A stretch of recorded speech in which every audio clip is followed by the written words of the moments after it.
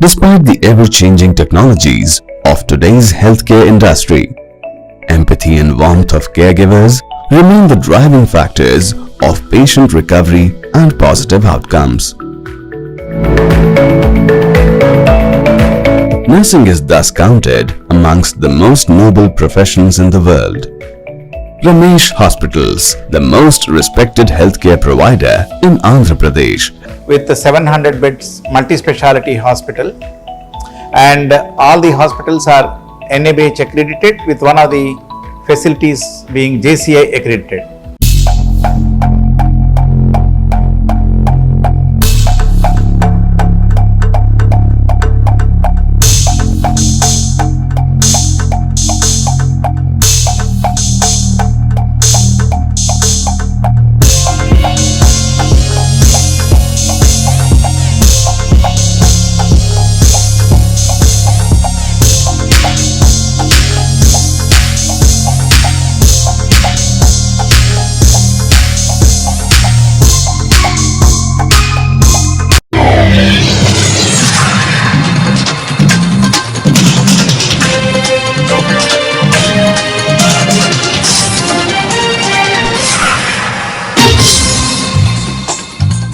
నమస్కారం, city news కి స్వాగతం. ఈనాటి వార్తా విశేషాలు. విజయవాడ ఇంద్రకీలాద్రిపై ఆషాఢసార సమర్పణకు భక్తుల రద్దీ. ఆషాఢ మాసం సందర్భంగా మహామండపం 6వ అంతస్తు ప్రాంగణం కిక్కిరిసిపోయింది. ఆలయ ప్రాంగణం భక్తులతో కిటకిటలాడింది. ఆషాఢసార సమర్పణకు తరలివచ్చిన వందలాది బృందాలు మహామండపం 6వ అంతస్తు ప్రాంగణంలో సిబ్బందికి తగు ఆదేశాలు జారీ చేసిన కార్యనిర్వహణాధికారి సీనా నాయక్, మహామండపం 6వ అంతస్తు మరియు దర్శన క్యూ లైన్ లో మంచినీటి సౌకర్యం పూర్తిగా అందాలని ఆదేశించిన ఈవో సీనా నాయక్, భక్తులకు సులభతరంగా అమ్మవారి దర్శనం జరగాలని ఉచిత ప్రసాదం పరిశీలించిన ఈవో శివా నాయక్.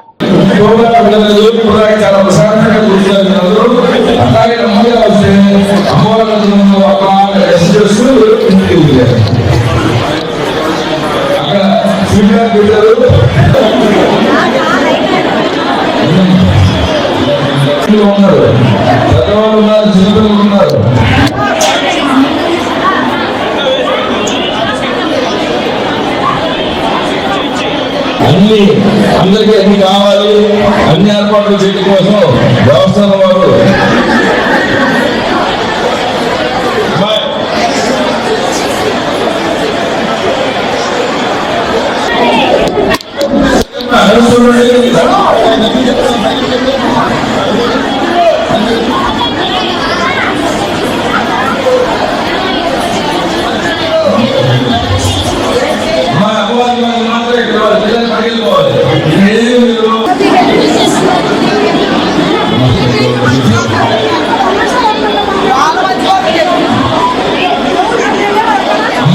తీసుకెళ్ళి ఇంటి పక్కన వాళ్ళందరికీ పంచి పెట్టాలమ్మా.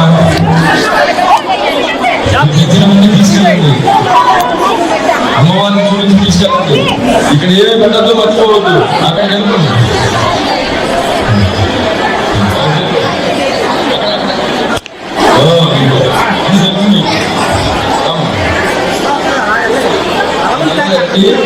వాళ్ళకి కూడా అవకాశం కల్పించండి, వాళ్ళకి అవకాశం ఇవ్వండి. ఏపీ పోలీసు అధికారుల సంఘం అధ్యక్షుడు శ్రీనివాసరావు విజయవాడ గాంధీనగర్ ప్రెస్ క్లబ్ లో మీడియా సమావేశం ఏర్పాటు చేశారు. ఈ సందర్భంగా శ్రీనివాసరావు జనరల్ సెక్రటరీ హజరత్తయ్య మాట్లాడుతూ, మాజీ సీఎం జగన్మోహన్ రెడ్డి పోలీసులను మాఫియా డాన్లతో పోలుస్తూ మాట్లాడుతున్నారని, ఇటువంటి వ్యాఖ్యలు ప్రజాస్వామ్యానికి గొడ్డలు పెట్టలాంటివన్నారు.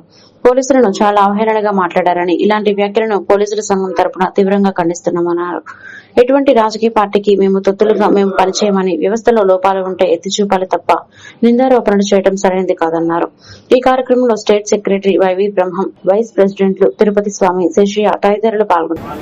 నిన్నటి దినం గౌరవ మాజీ ముఖ్యమంత్రి శ్రీ వైఎస్ జగన్మోహన్ రెడ్డి గారు పోలీసులను ఉద్దేశించి పోలీసులను నేరస్తులతో, మాఫియా డాన్లతో పోలుస్తూ చాలా దుర్మార్గంగా నిందారోపణలు చేశారు. ఇది ప్రజాస్వామ్యానికి గొడ్డలు పెట్టుగా మేము భావిస్తా ఉన్నాం.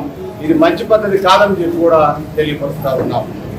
అదేవిధంగా చాలా అవమానకంగా, అవహేళనగా మాట్లాడిన సందర్భాలని పోలీసు అధికారుల సంఘం తీవ్రంగా ఖండిస్తూ ఉంది.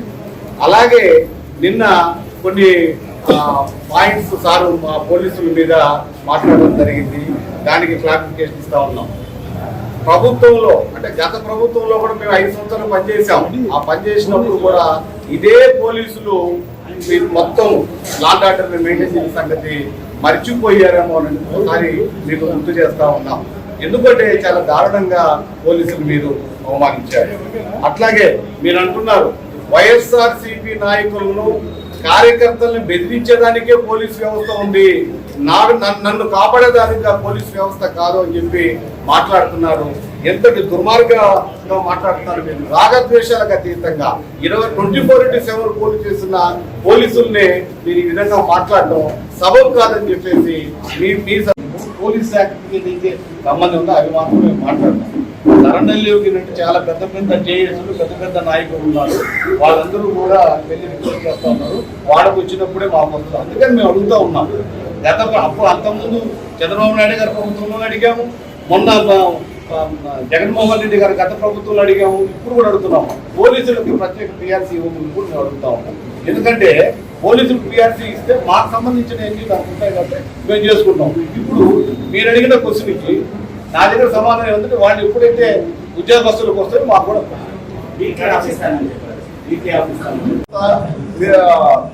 ప్రజల కోసం మీరు ఎవరైనా చూస్తే మీరు గతంలో ఇప్పుడు చాలా మంది అడిగారు క్వశ్చన్స్ మా ప్రెసిడెంట్ గారిని. మిగతా డిపార్ట్మెంట్స్ మధుపరిచారని, మిగతా డిపార్ట్మెంట్స్ కన్నా అందుబాటులో సర్వీస్ ఏది ఉందంటే పోలీస్ వ్యవస్థ.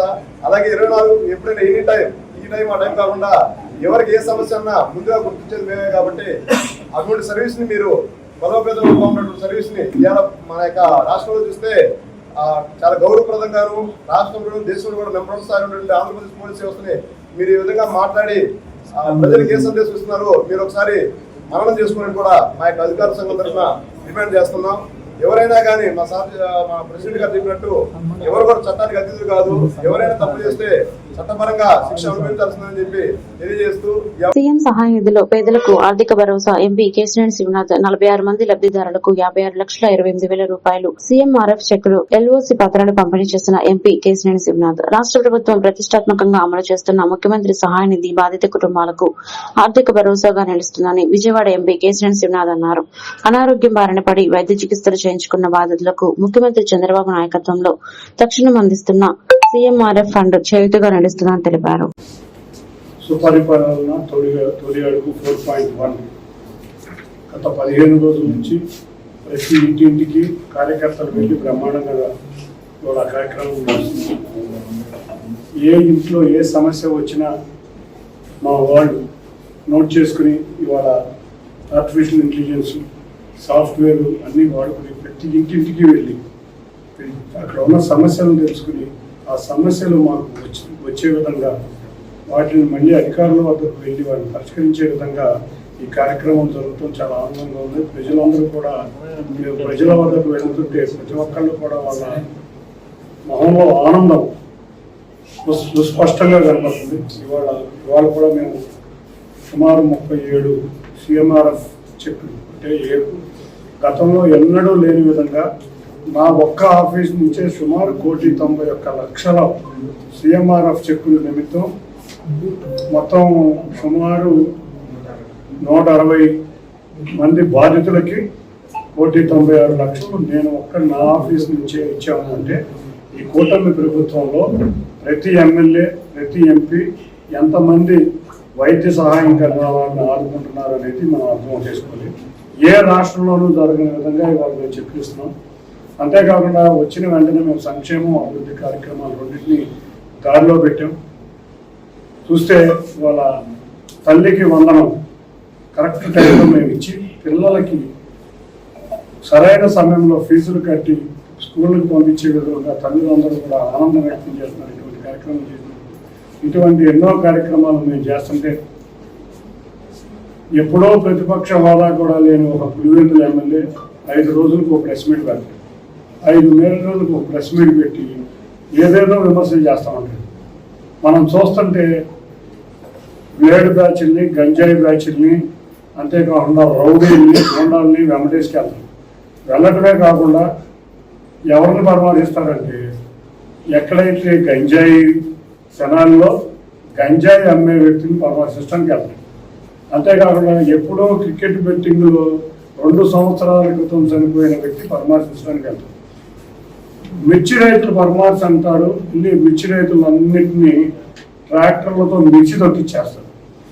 కూటమి ప్రభుత్వం న్యాయం చేయాలని కోరుతూ ఆంధ్రప్రదేశ్ రాష్ట్ర సమైక్య ఎండియుఎస్ మీడియా సమావేశాన్ని ఏర్పాటు చేశారు. రాష్ట్ర ప్రభుత్వం కక్షపూరితంగా రాష్ట్రంలో 9,260 మంది ఎండియు ఆపరేటర్లను తొలగించిందని ఎండియు ఆపరేటర్ సంఘం రాష్ట్ర అధ్యక్షుడు కిషోర్, రాష్ట్ర గౌరవ అధ్యక్షుడు రైతు సూర్యనారాయణ అన్నారు. విజయవాడ ప్రెస్ క్లబ్ లో ఎండియు ఆపరేటర్ సంఘం ప్రతినిధితో కలిసి వారు విలేకరుల సమావేశం నిర్వహించారు.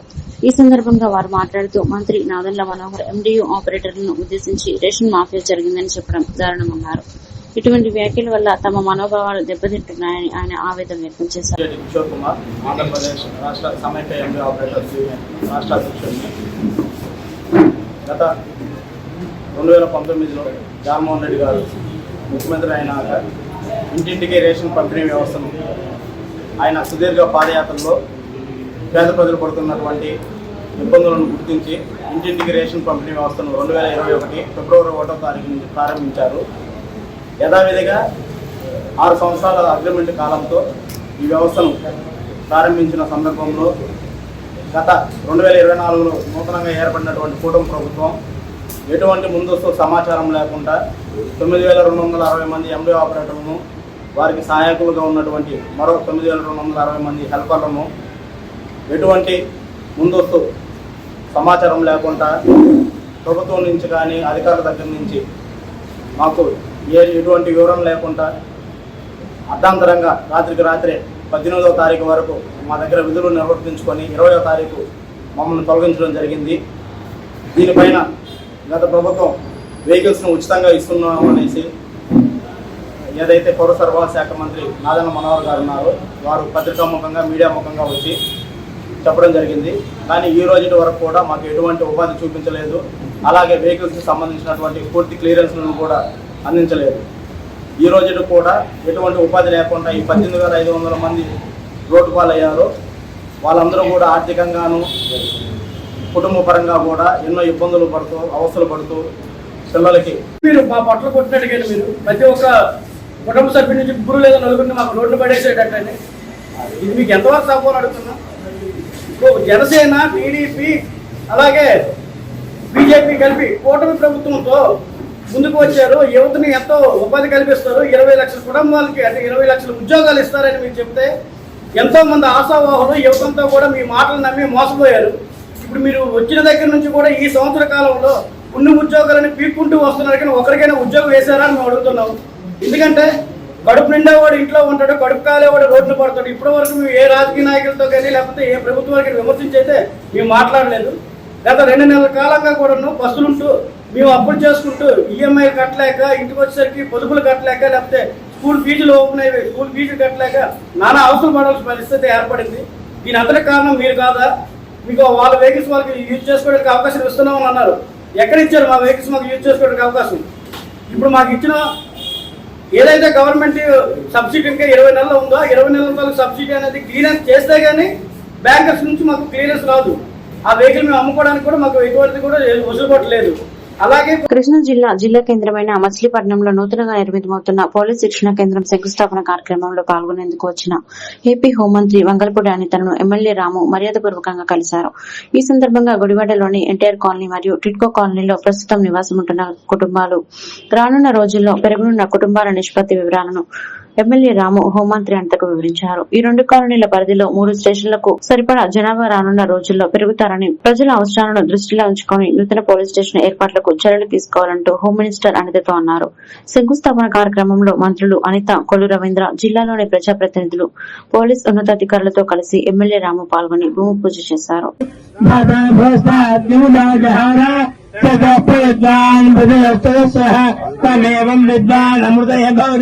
నాణ్య పంథాయ నాయుధ్యతే యజ్ఞేన యజ్ఞమయంత దేవాః సాని ధర్మాని ప్రమాణ్యానన్న తేహనాగం మహిమానస్యంతే తతపూర్వే సాధ్యా సంతు దేవాధిమూర్జః రాగోత్యత్యద పశ్చాత్భూమిర్దో పురః యత్పురుషేణ హవిషా దేవా యజ్ఞముదన్మత వసంతో అస్యాసేరాజ్యం గ్రీష్మ యజ్ఞ శరద్ధభిః సప్తాసు కోశవీర్యమాతరస్త్వజ్వాలే వీరుపృవే పపాగం సువిఘ్నదే దానమస్తే భయమానాః అశ్వత్థేవానుజనం వర్ణేవా వసదే. ఓకే అన్న, కెమెరా కొంచెం చెక్ చేయండి ఒకసారి. ఇది మనం ఇచ్చేస్తాం.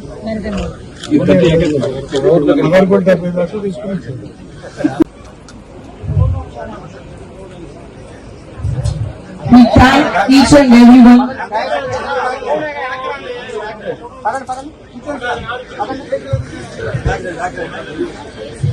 We thank each and everyone who invite us present on the stage. Thank you so much. So ఈ కార్యక్రమం ఎప్పుడెప్పుడు పోస్ట్పోన్ అవుతా ఉంది. ఈ ల్యాండ్ ఎక్విజిషన్ టైం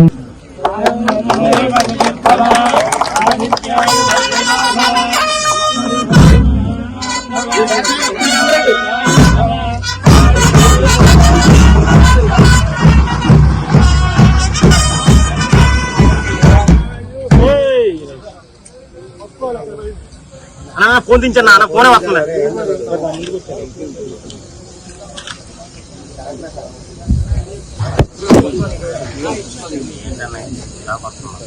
ఇక్కడ జిల్లా పోలీస్ శిక్షణ కేంద్రం ప్రారంభోత్సవానికి చేసిన గవర్నమెంట్ లలిత గారికి, మన జిల్లా మంత్రి కొద్ది రవీంద్ర గారికి, అలాగే మన అందరికీ పెద్ద అన్న నారాయణ గారికి, అలాగే రావు వెంకటేష్ గారికి, నా మిత్రుడు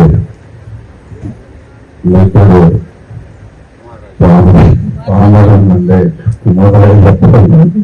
రామారంగండే కుమారరాజా గారికి, ప్రసాద్ గారికి, ఐజీ గారికి, అలాగే ఎస్పీ గారికి ప్రత్యేకంగా వందనాలు. ఈరోజు మంచి చాలా గొప్ప వాతావరణంలో ఇక్కడ సదస్సు అయింది. ఈ 46 ఎకరాల్లో ఇప్పుడు ఎస్పీ గారు చెప్పడం విన్నాను. 40 ఎకరాల్లో అత్యాధునిక పోలీస్ శిక్షణ కేంద్రం గురువాళ్ళు ఏర్పాటు చేయటం. సో అందరూ మమ్మల్ని కూడా ఆహ్వానించడం కూడా మంచి పరిణామం. ఈ రోజు ఇప్పుడు మీ అందరికీ కొన్ని కోరికలు చెప్పదలుచుకున్నా. ప్రస్తుతం నిజంగా గత 5 ఏళ్ల అరాచకాల నుంచి బయటపడటానికి ప్రజలు చాలా కష్టపడతా ఉన్నారు. పాత అలవాట్ల నుంచి బయటపడటానికి కూడా చాలా కష్టపడతా ఉన్నారు. గంజాయి ప్రధానంగా చాలా వరకు తగ్గించాము, ఇంకా అక్కడక్కడ కనపడతా ఉంది. ఈ గంజాయి అనేది కూడా ప్రత్యేకంగా దృష్టి పెట్టాల్సిందిగా మీ అందరినీ కోరుతున్నాం. అంతేకాకుండా మోస్ట్లీ ఇప్పుడంతా సైబర్ క్రైమ్ పెరిగిపోయింది. ఇక్కడ సైబర్ క్రైమ్ మీద కూడా ట్రైనింగ్ ఉంటుందని ఆశిస్తా ఉన్నాను. దాని మీద స్పెషల్ ట్రైనింగ్ వర్క్ తీసుకుని మనకి ఇక్కడ పెట్టి, ఎందుకంటే రోజువారీ క్రైమ్ లో మనకు తెలియకుండా మన జీవితాలను నాశనం చేసేది సైబర్ క్రైమ్. ఆల్మోస్ట్ మొత్తం ఎంత గొప్ప వాళ్ళైనా కానీ మొత్తం నాశనం అయిపోయిన పరిస్థితిలో ఉన్నాయి. ఒక్కోసారి మైక్రోసాఫ్ట్ లాంటి సంస్థలు కూడా ఒక రోజుల్లో మూసేయగలిగిన దారుణమైన పరిస్థితులు ప్రపంచంలో నెలకొని ఉన్నాయి. సో అందుకని మనమంతా అప్రమత్తంగా ఉండాలి. మన దైనందిక మీరందరికీ కూడా వీళ్ళకి స్పెషల్ ట్రైనింగ్ ఇవ్వడం కాకుండా సైబర్ క్రైమ్ కృష్ణా జిల్లా నందివాడ మండలంలో పోలాసివారిపాలెం గ్రామంలో నూతనంగా నిర్మించిన స్వర్గీయ భారతరత్న డాక్టర్ బిఆర్ అంబేద్కర్ విగ్రహాన్ని గ్రామస్తులతో కలిసి ఎమ్మెల్యే రాము ఆవిష్కరించారు. అనంతరం అరిపాల గ్రామంలో సుపరిపాలనలో తొలి అడుగు ఇంటింటి ప్రచారాన్ని నిర్వహించారు. ఏడాది పాలనలో ప్రభుత్వం చేసిన అభివృద్ది సంక్షేమ కార్యక్రమాలను ప్రజలకు వివరించి కరపత్రాలను అందజేశారు. ఎమ్మెల్యే రాము మాట్లాడుతూ గుడివాడ నియోజకవర్గం వ్యాప్తంగా సుపరిపాలనలో తొలి అడుగు ఇంటింటి ప్రచారం విజయవంతంగా సాగుతుందన్నారు. ఈ కార్యక్రమంలో market yard chairman Chatagadda Ravikumar, పెద్ద సంఖ్యలో గ్రామస్తులు, టీడీపీ శ్రేణులు తదితరులు పాల్గొన్నారు. బాగున్నారమ్మా? జాగ్రత్త, ఆరోగ్యం జాగ్రత్త. అందరికి పెన్షన్లు వస్తున్నాయా ఇంట్లో అంతా? జాగ్రత్త అమ్మా. 15,000 వస్తున్నా? మంచిగా చేస్తున్నారుగా? బాబు గారు గుర్తుపెట్టుకోండి, ఆయన పెంచింది దీంట్లో పట్టుకోండి. ఎక్కడా? ఎల్లూరులోనా? బాగుందా? బెస్ట్ డెసిషన్ మీ మేడ్ రా బేసిక్ గా. ఎందుకంటే మీకే తొందరగా జాబులు వస్తాయి ఐటీ చేసే వాళ్ళకంటే కూడా. మీ విమానవాళ్ళనా? నమస్తేమ్మా, బాగున్నారా? ఎలా ఉందమ్మా? సంవత్సరం అయింది పెన్షన్ మన ప్రభుత్వం వచ్చి. ఏమనిపిస్తుంది? అన్ని ఇంట్లో ఏమైనా పెన్షన్లు వస్తున్నాయి ఎవరికైనా? అందుకే ఆవిడదేనా అప్పుడు చెప్పింది అయిపోద్ది చేపిద్దాం తప్పకుండా. జాగ్రత్త, మీరు అందరూ జాగ్రత్తగా ఉండండి, బాగా చదవరా. Okay, need anything let me know. అదేవిధంగా సార్ ఒకసారి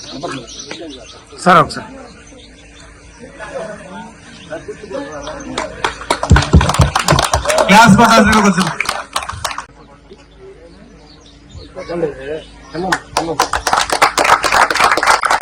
అంబేద్కర్ గారు 1890 కోసం సామాజిక హక్కుల కోసం పోరాడారు. అంటరాని తరాన్ని నిర్మూలించారు. అదేవిధంగా స్వతంత్ర భారతదేశం యొక్క మొట్టమొదటి న్యాయశాఖ మంత్రి వారి విగ్రహం. అందరికీ నమస్కారం. ఈరోజు పోలాచివరం పాలెం గ్రామ ప్రజలందరికీ మంచి రోజు.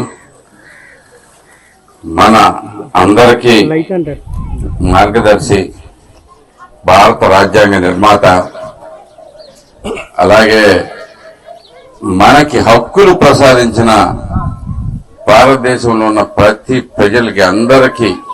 ప్రజలందరికీ హక్కులు ప్రసాదించిన మహానుభావుడు డాక్టర్ బిఆర్ అంబేద్కర్ గారి విగ్రహావిష్కరణలో పాల్గొనడం చాలా ఆనందంగా ఉంది.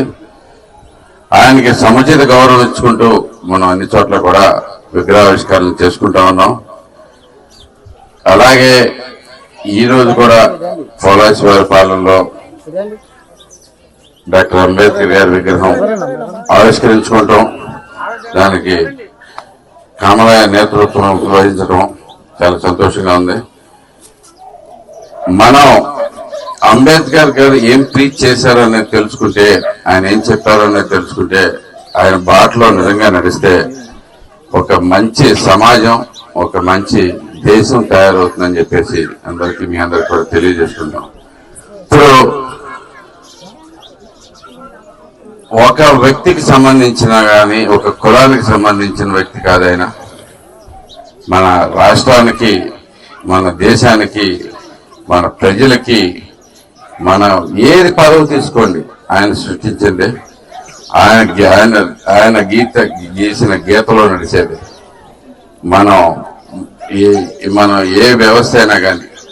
సో అలాంటి మహోన్నత కార్యాన్ని సాధించగలగటం, అది ఒక దళిత బిడ్డగా పుట్టి ఎంతో కష్టంతో ఎదిగి ప్రజలందరికీ ఒక మార్గదర్శిగా నిలిచేంత వ్యక్తిగా నిలబడ్డారు. ఏలూరు జిల్లా చింతలపూడి మండలం సమిటివారిగూడెం గ్రామంలో సుపరిపాలనలో తొలి అడుగు కార్యక్రమంలో ఎమ్మెల్యే సొంగ రోషన్ కుమార్ పాల్గొన్నారు. ఇంటింటికి వెళ్లి ప్రజా సమస్యలను ఎమ్మెల్యే అడిగి తెలుసుకుంటున్నారు.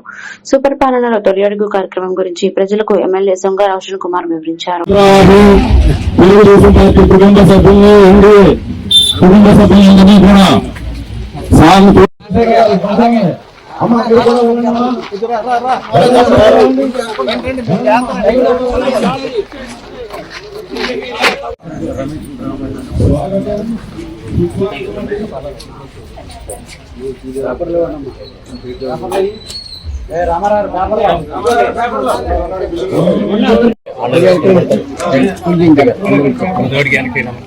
మీరు కొద్దిగా అనుకుంటే సరిపోతుంది.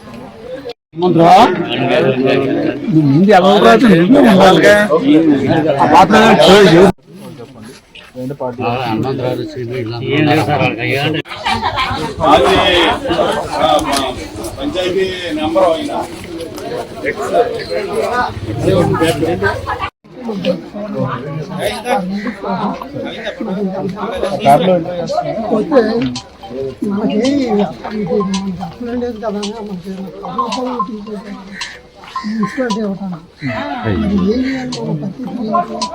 చెప్పాను కూడా ప్రభుత్వం తీసుకెళ్ళారు సార్. మనం అప్లై చేశారా? తప్పకుండా ఇప్పిస్తాం. మాకు ఓటంటూ వచ్చాక నీకు ఇప్పించే బాధ్యత మాది. ఈ వార్తలు ఇంతటితో సమాప్తం. మరొక బిల్టన్లో మళ్ళీ కలుద్దాం. నమస్కారం.